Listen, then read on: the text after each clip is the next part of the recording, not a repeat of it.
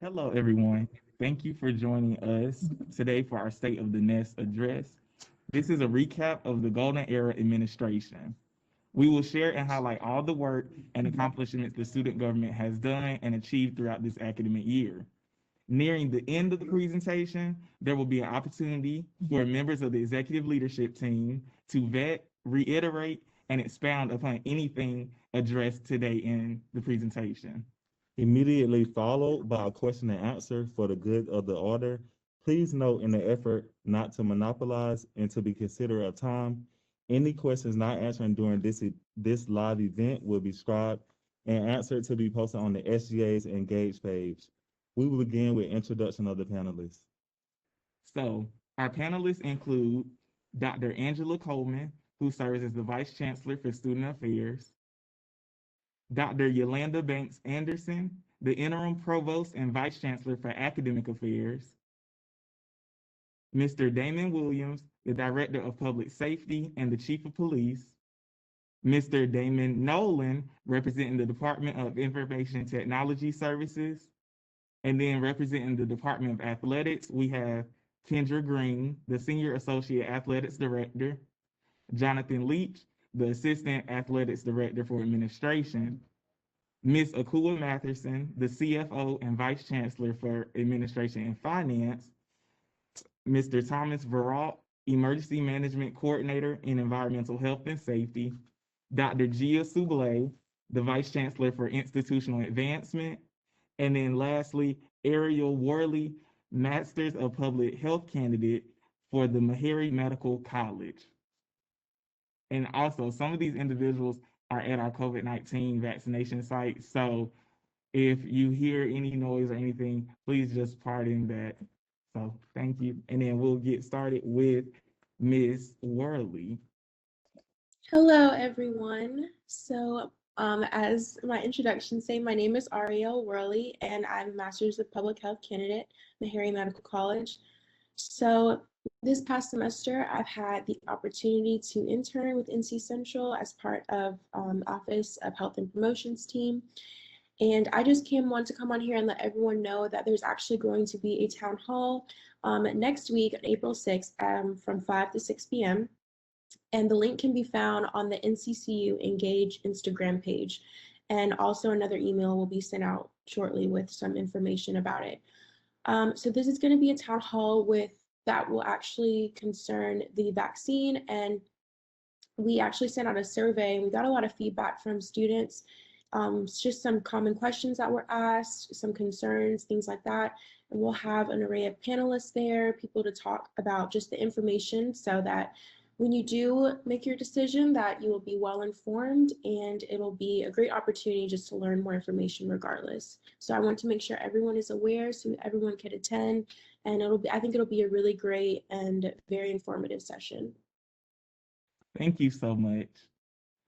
So now we will move into the State of the Nest address and presentation from myself, Sean Coleman, the Student Government Association President, and our Vice President for the Student Government Association, Jonte Elliott. Okay, so first we would like to highlight our 2020 recap for the fall semester of this academic year. So we had over 500 students that were able to be registered by our Political Action and Civic Engagement Committee through our different voter registration events and our March to the Poll initiative, which we also did in collaboration with Shaw University and St. Augustine's University in October. Throughout the summer, going into the fall semester, we were able to host over 10 town halls with the Division of Student Affairs.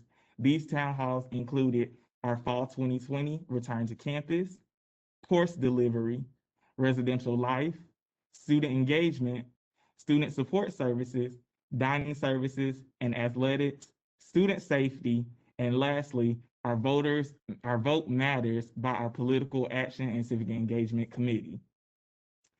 The key achievements that we had over the fall 2020 semester, we were able to host our Ask a Eagle series, which premiered over the summer via social media and Engage, where members of the student government were able to share their experiences and other campus information with incoming freshmen that would be attending the North Carolina Central University's campus.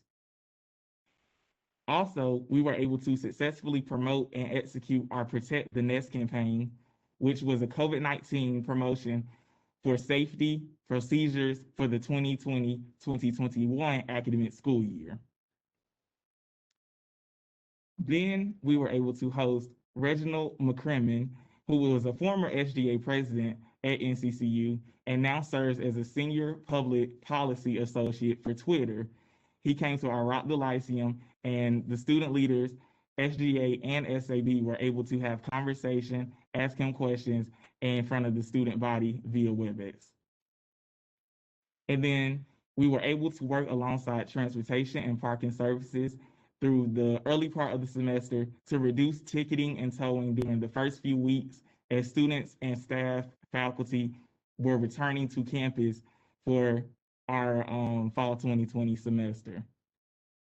And then we were able to host Chief Justice Sherry Beasley of the North Carolina Supreme Court alongside the Department of Student Engagement and Leadership, also known as SEAL, for the HBCU Road to Justice Tour.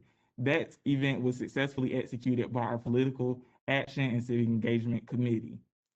And then lastly, our Miss North Carolina Central University, Imani Johnson, was able to place in the top 10 for the Miss National Black College Alumni Hall of Fame.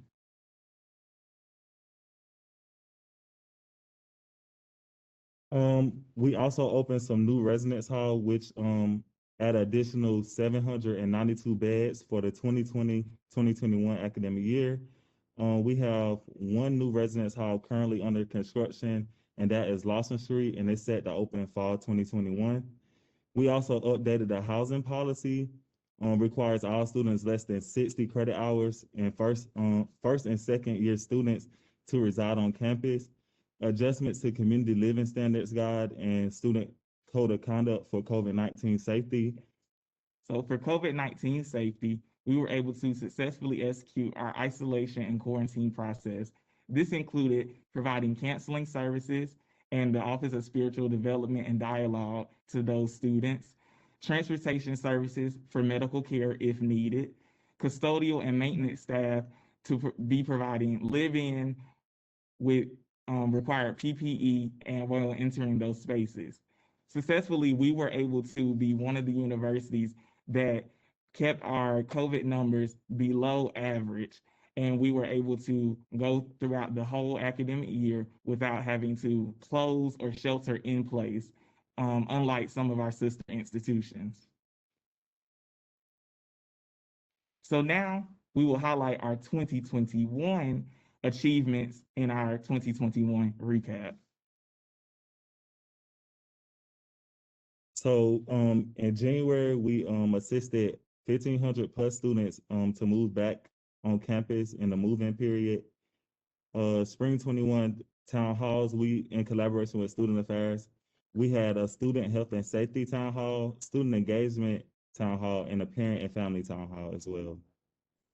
And as of our March 2021 ASG meeting, our senior vice president for the 2021-2022 academic school year for the UNC ASG will be Derek Stanfield, who currently serves as our UNC ASG liaison for our administration. And then moving towards our key achievements, we were able to successfully meet with the police chief, Damon Williams, to discuss and ensure campus safety, continuing to build upon our existing relationship between campus police and the Student Government Association. Campus police also increased campus security in residence hall and high traffic buildings to ensure campus safety and make sure that we're adhering to all COVID-19 protocols. We were able to work with academic affairs and launch a tips and tricks series that is on the SGA page on Instagram to educate students on available resources to assist them in their academic journey.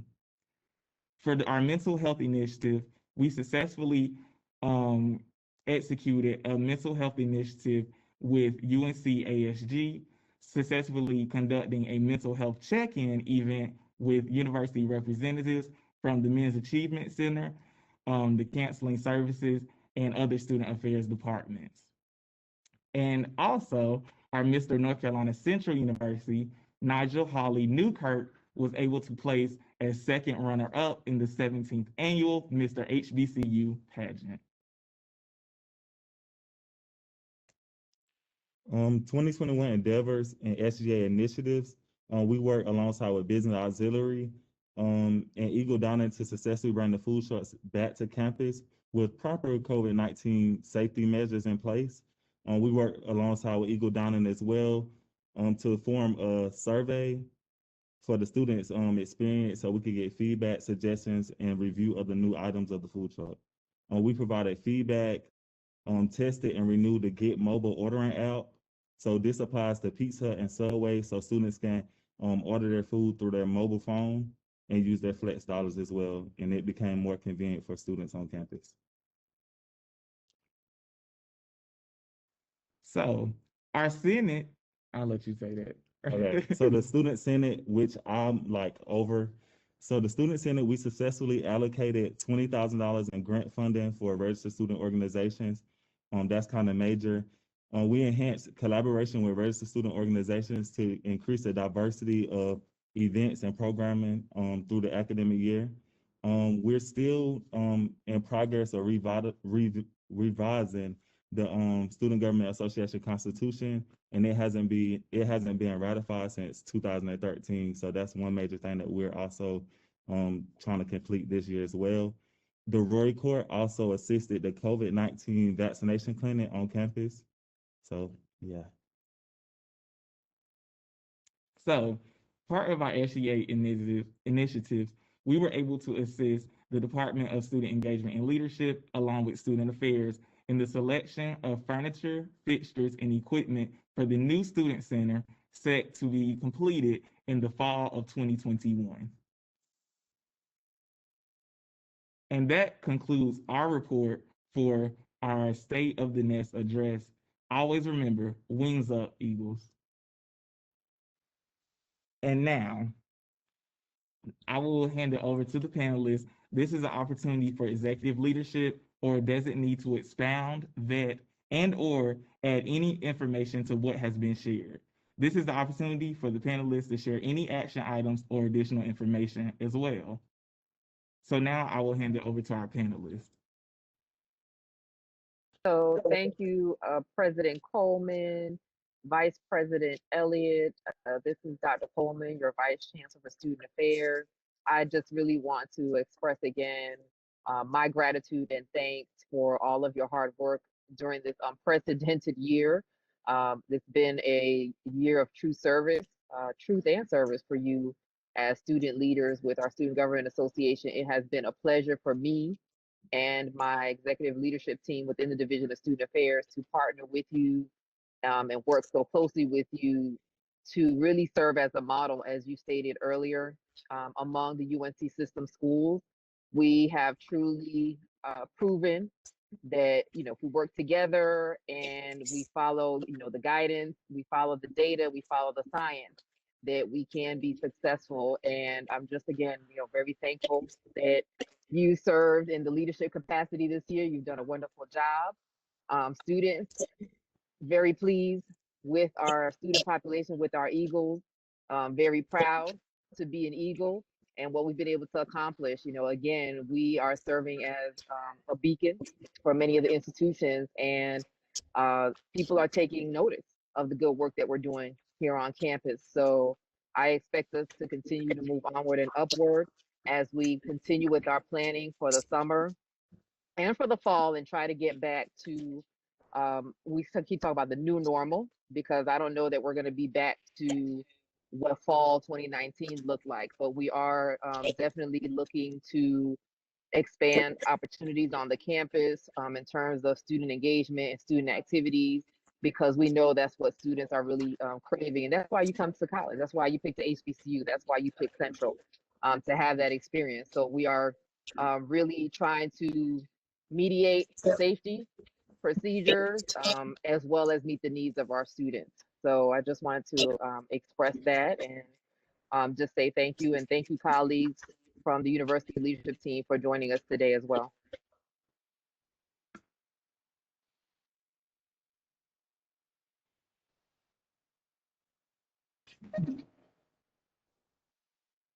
Okay. Thank you, Dr. Coleman, for those remarks. Now we will move into the Q&A. These are questions that were submitted through our student survey via Engage. And these are for specific departments, but we will give the ELT an opportunity to respond to these questions. And we will also give our feedback on what SGA has done in efforts to address your questions as well.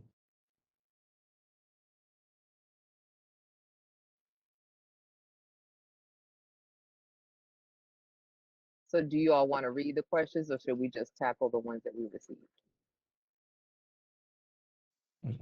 You want to read? Yeah, we'll read them. Because I can take the parking one right off the bat. Okay, we can start with that one. Okay, so there was a question from a student, not really a question, I guess it was more of a comment about a concern about the parking and transportation office accepting appeals or stop ticketing, and then the desire for more parking options closer to the residence hall. We actually do not ticket the first several weeks of the semester, at least the first 3 weeks of the semester, because we know that students are obtaining their decals, but we will ticket you if you are parked in a fire lane, if you are parked in a disabled parking space, if you're parked in a reserved space, or if you are obstructing an entry or traffic, you will get a ticket. So that happens any time of the semester. In terms of appeals, there's actually a 2-level appeal process in place, where first level appeal goes to the parking and transportation staff, the director of parking, for review, and then the student has the option to then escalate the appeal to the second level review if they're not satisfied with the first level decision of a parking appeals committee. So your SGA representatives have been involved very closely in talking to the representatives and the director of parking and transportation. We have a student representative also that serves on the parking advisory committee. So there is a parking appeals committee that reviews parking appeals. In terms of parking, the last 2 years since parking, probably almost 3 years now, that parking has been reporting to the Division of Student Affairs, we've totally revamped the parking on the campus to reduce the number of reserved spaces that were previously held by faculty and staff, and to expand the number of student parking spaces as well as commuter student lots, as well as implementing the Park Mobile app and expanding the number of metered spaces as well as the number of spaces, like I said, available just to student parking in general. So are you always going to find a parking space close to your residence hall? No, because that's really not the purpose of, parking functions on a campus, is to have parking at your door. Is there plenty of parking on campus, particularly in the parking deck? Yes, that parking deck is never full. There's parking there for students that have concerns about the times, if you work late, you're coming to campus late, and you live, let's say, from the Latham parking deck, you live up in Chidley or at New Res. We do have the after hour shuttle that you can call to request an escort. And then we have student drivers. So that's a student driven program where we have student drivers that work the shuttle. And that runs, depending on the day, up until at least 2 a.m. or 3 a.m., where that service is available for you. So doing all that we can in parking and transportation to keep the rate stable. We actually reduced the rate for the Latham deck. Previously, the rate was $475 for a parking permit, and we reduced it to $300 for the whole year. So we have really been, trying to be as student focused and listening to the student needs as much as possible as it relates to parking and transportation.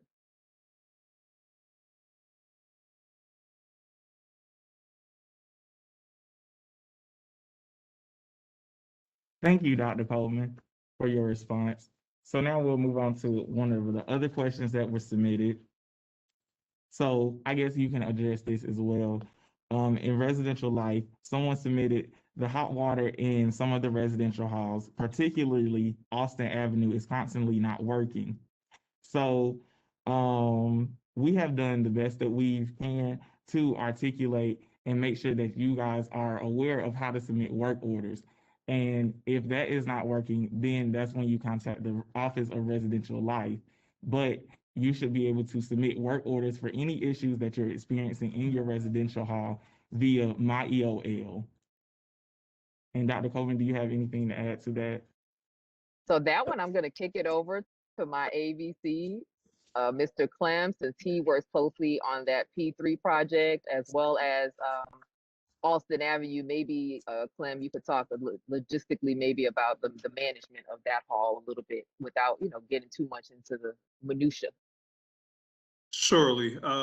Thank you for that question.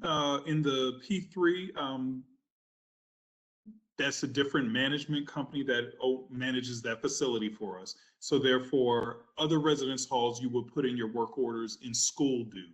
Whereas for the P3, the system is called Entrada. There is a link to the Entrada system, as President Coleman said, through My EOL. Please make sure you're submitting those work orders quickly. As soon as the issue arises, submit it immediately. Do not struggle with any challenges as far as maintenance issues. Put in the work order quickly, and the facilities folks in the P3 project will see about it as quickly as possible. If you have put in the work order and it's gone more than a day without getting any type of response, whether electronic or someone actually visiting your room, please let your resident assistant know or someone at the desk know so that we can follow up on it as quickly as possible. If for some reason you still do not get a response, you can contact the Residential Life Office directly. Can you define for the students what P3 means? I actually forgot what the P3 means. However, so P3 is our public, is the 3 Ps, our public-private partnership. And that there you go. Essentially just means that that's a collaboration and a partnership that the university has joined in with a private entity to essentially build our facilities on campus. So I know we use a lot of acronyms in higher ed and student affairs in particular. So I want to make sure the students understood that the P3 are the new halls that are coming online that we've partnered with a private entity, Corvius specifically, to build.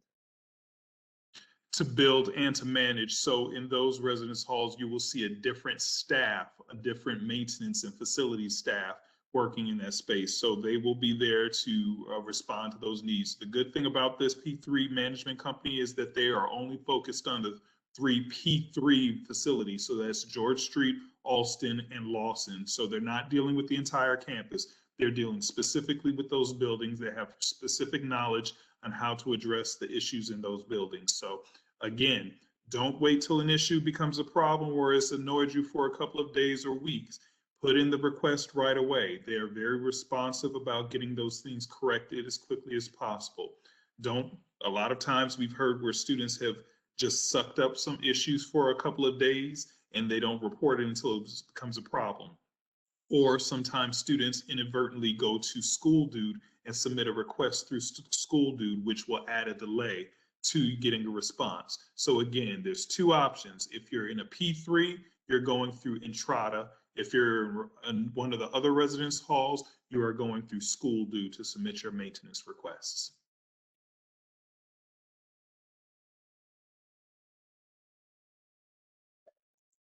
Thank you, Dr. Coleman and Mr. Clem, for your response. On the next question, we have received like a mass amount of submissions in reference to this question. And the question is, will we be offered PassFail for either the fall or spring semester of 2020-2021 academic year? Several other universities in North Carolina had the opportunity to pass fail at least one class, and I feel we should have the opportunity as well. So that was the question.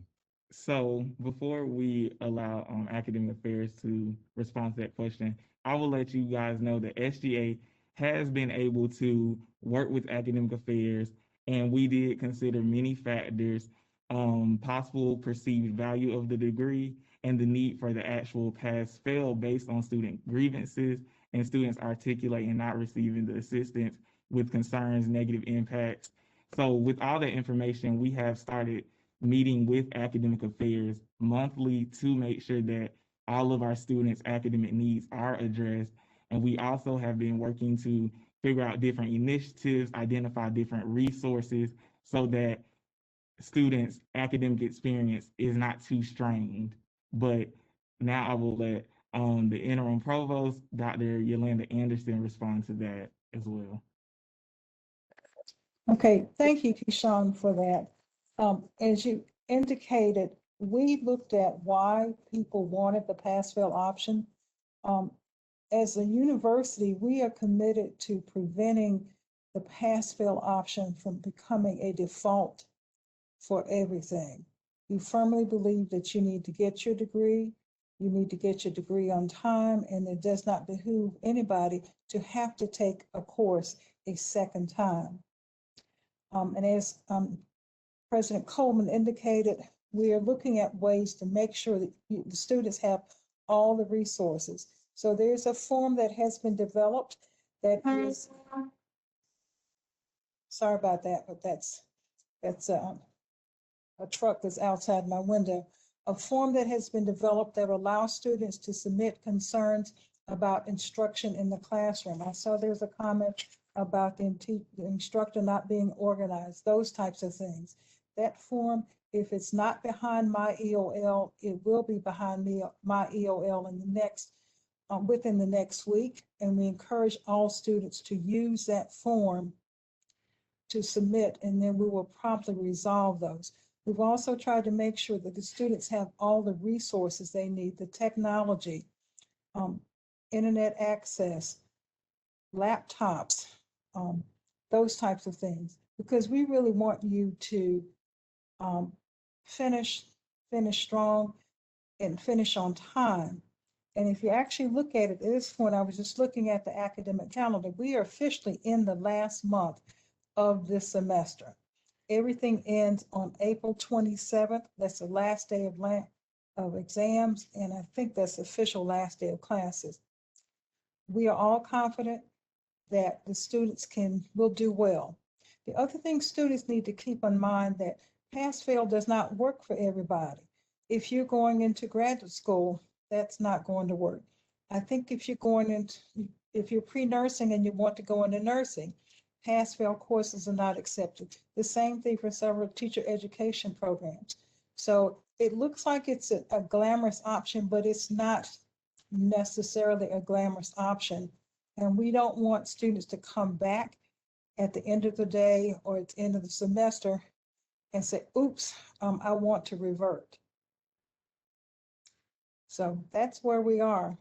But I'm personally confident that the students will do well this semester.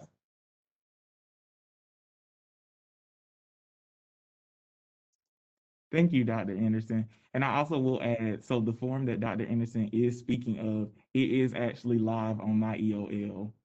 We did check that yesterday, so it is live on there for you to submit different concerns and grievances. So our next question pertains to health and safety. So one of the questions submitted was, how is it possible that we are able to have basketball games, graduations, ceremonies, and many more events, but are not able to operate student activities the same way? What the students are able to do on campus, are not able to do on campus, they will do off campus. So there is a difference between individuals, departments hosting and managing in-person events, i.e. athletics, SEAL, commencement, and registered student organizations, along with their advisors. All decisions made are based upon health and safety, and we've managed to do a great job of doing safety over preference. So I will allow someone from the health and safety aspect to address that question at this time. Thank you. I'd be happy to. And this is Thomas Feralt. So regarding events, as you said, right, our primary concern is the health and safety of our students in our community. So we're working with executive leadership here in the university, leadership within student affairs, to make as many events possible as we can. Of course, we're operating under certain restrictions, right? Guidance we've received from the governor's office and the UNC system. But as you've seen with commencement, with some athletic events, we're doing everything we can to safely enable as many events as possible.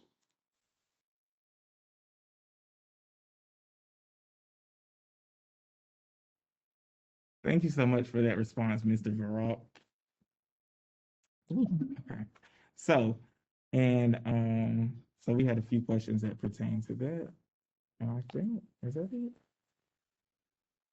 Okay. So let me just follow up with that, Keyshawn. You know, again, you all have been great advocates for the students, and students, you know, I really need you to know that your SGA is definitely working for you and working, you know, with us on some of these, you know, challenging decisions and adjustments that we've had to make as a university campus.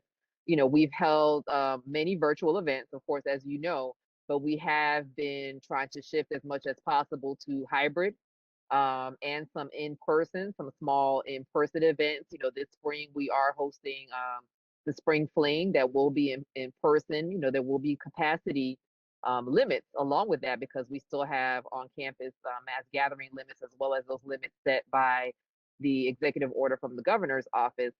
But, you know, we're trying to do as many events outside, you know, as possible, working closely again with Officer Veralt and Dr. Long in the Office of Environmental Health and Safety. Again, though, to be transparent, our number one priority is health and safety and keeping you all safe, keeping the staff that work closely with you safe, and the overall Durham community safe.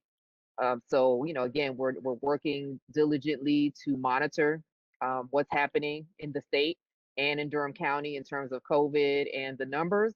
But I would continue to encourage students that you come to the vaccination clinic that's here on campus in the Walker Complex and get vaccinated, because that is also going to help us as we continue to plan for the summer and specifically the fall.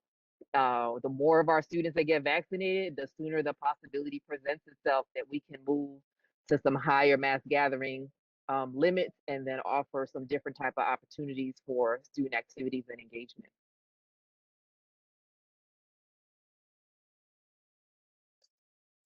Thank you for that response, Dr. Coleman. So now at this time, we have a bunch of other panelists, but I would like to open the floor to those panelists if they would like to add any additional information or share any information at this time.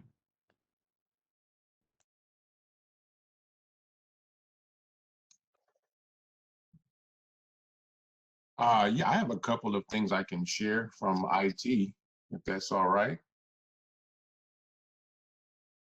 Can you guys hear me okay? Okay. So let's talk Redis Hall wireless gaming. There's a hotel style wireless access point located in each side or each bedroom. While we're not aware of any wireless performance issues, if you happen to be a hardcore gamer or a competitive gamer, it is a fact that you will see better gaming speeds if you connect your gaming system to the network with Ethernet versus the wireless. So just a kind little tip there. Another one, we're seeing a lot of attention around spam, scams, targeted scams. And so a couple of tips that I'd like to share with you guys is that with the combination of both the tax season, the stimulus payments, and high unemployment rates due to the pandemic, we've created a perfect storm for the scammers who are trying to separate you from your money. And this is something we're seeing a lot in the help desk. So ITS security is seeing that increase along with a bunch of other scams. And I think we've sent down a number of emails around this, and there are still those who are getting caught in this. So just this very week, the government issued an advisory over scammers trying to impersonate the IRS, employees from the IRS, and specifically targeting students right now, and alongside employees. So it's really important to pay attention and be vigilant in this space. If it sounds too good to be true, you know what they say, it probably is. So just be mindful of that. And then the last update that I received from ITS is we are in the process of upgrading the technology in 50 classrooms this summer and spring. And we're doing that to prepare for the return in the fall.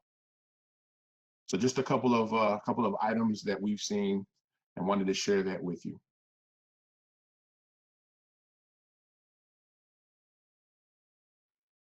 Thank you, Mr. Nolan. So also at this time, I know that we invited a representative from athletics. So Ms. Kendra Green, would you like to add anything before we conclude? Hello, everyone. Thank you so much, Sean. Just real quick, everybody, just wanted to say, thank you to the student body, as well as SGA for being with us during this most unconventional year. We will continue, as Dr. Coleman mentioned, as things continue to open up throughout Durham, and we can release, safety restrictions and all of those as things go on. We'll continue to communicate with you as opportunities for you to cheer on your classmates, tennis, golf, football, softball, volleyball just left today for the MEAC championship. So we will continue to communicate with you through our social media with those opportunities for you to be able to come out and cheer on your fellow students, as well as we roll into fall. Obviously, we're hoping that we're at 100% capacity with all of our student opportunities of being able to come out and cheer on football and cheer on volleyball, and we return to normal this fall. But we will have to obviously still respect whatever guidelines Durham and the state orders are. So just continue to watch throughout the summer. We always know you guys want to come out and cheer out our fall football program. So we're looking forward to having you guys back in the stands and cheering on our student athletes. Thank you so much. So I would like to say thank everyone for joining us for our State of the Nest address. I would like Excuse to me, say, President Coleman. yes, sir. Sorry to interrupt you, sir. We have a question in the chat concerning commencement, and I was going to respond to that if that was all right. Yes, sir. Okay. So the question is, can you all discuss about commencement and the decision to have no guests? Also, why are graduates walking in front of the stage rather than on the stage? So the first part of that, the commencement committee has met with, and that's a combination of university administrators, faculty, as well as students. And based upon, again, as been said previously, we based our decision in the safety and health of our students. We want to make sure that commencement is a celebration. We did not want to postpone another commencement. So we wanted to try to find a way, a middle ground, in which we can have commencement, have an actual in-person ceremony. The decision not to have guests, again, was in the best interest of health and safety. As we all know, one of the things about the virus is limiting your contact with other people. And when we have commencement and have our guests, we have people coming from all across the country gathering in one location. Everyone has different levels of exposure, and we want to make sure that we're not exposing any of the graduates, faculty, or staff that are working the commencement ceremony to the virus unintentionally. We want it to be a celebration and nothing more than that. So the decision was made not to have guests in order to minimize the potential exposure. As far as graduates walking in front of the stage, that actually came up again in today's commencement meeting. So we are looking at logistics still. We're still hammering out some of the final details as far as what we can do to make the experience the most celebratory for our graduates, because it's about you. Comments that were shared in the student meeting earlier this week were heard, and we're considering it. We're just trying to figure out the best way we can do everything and still maintain social distance to ensure that there are no unintentional spreads of the coronavirus.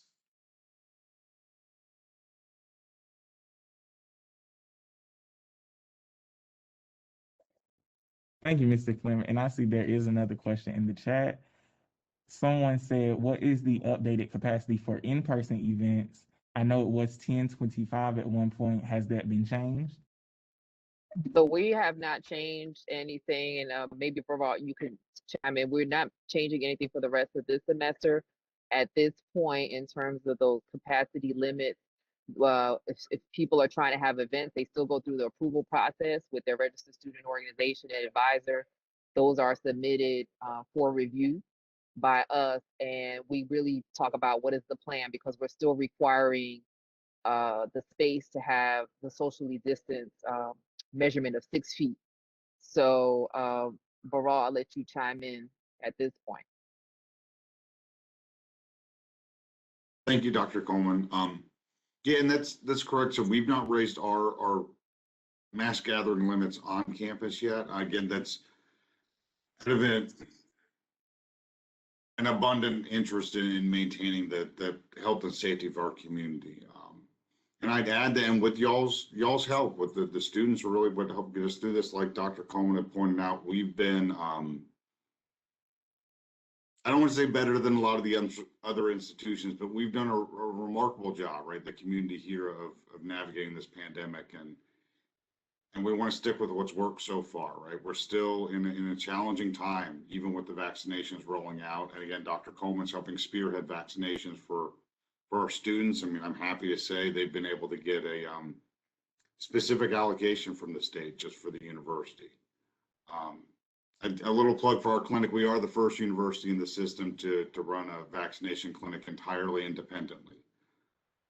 And that was, again, thanks to Dr. Coleman, my boss, Dr. Long, and a lot of the team over there. But yeah, with the mass gatherings, we just ask y'all to bear with us, and we're going to stick with what's been working and keep everybody here as safe as we can. And just to add to that, as far as student organizations, we have, because the question has come up, we've had the basketball game, SEAL has had some events and activities. We essentially are trying our best to find the middle ground as best as we can. We understand the need and the desire and the urgency of having in-person activities. So we have authorized, certain events have been authorized that have been sponsored by the departments. We have not opened that up to student organizations as of yet, because we want to make sure we fully understand and can support student organizations when they are permitted to have events again. We don't want things to unintentionally become laxed. Since the vaccines have been rolling out, some people have the impression that, okay, now I can go without my mask. Social distancing is not that important, but it still is. It's going to be important for a very long time. Dr. Coleman alluded to it, the new normal. We don't know what that's exactly going to look like. We may not go without face masks until 2022. We don't know. So we want to make sure we stay vigilant. We don't want to have any unintentional outbreaks of the virus, particularly on campus. We want everybody to still be able to come to campus, enjoy some social activities, be able to complete their academic endeavors in a safe and healthy environment. So that's pretty much where we are right now as it pertains to student organizations and events on campus. If there's an event that you would like to partner with student engagement and leadership on, I would say bring that idea to SEAL. It's not something that we can guarantee, but we are definitely open to finding ways to safely provide in-person activities. And as I look in the chat, I see another question. Will the visitation policy be changed? For this semester, for the spring 21 semester, there will not be any changes to the visitation policy. Again, as we move through the pandemic and things hopefully continue to go in a positive direction, we will revisit that issue. I understand how frustrating it can be to just be looking at you and your roommate all semester long. But again, it's the challenge that we're faced in order to maintain health and safety across campus.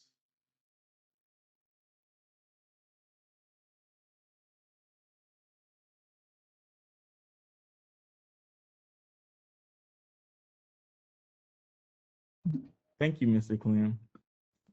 So at this time, if there are no further questions or remarks, I would like to thank everyone for joining us this afternoon. And in spite of our unprecedented year, we are so happy, and it has truly been a pleasure to serve you as your Student Government Association administration for this academic year. It's been a pleasure working with university leadership and other student leaders to ensure that we all have a safe and successful year. Just know that university leadership has been working hard and making decisions in the best interest of all of us as best as they know how.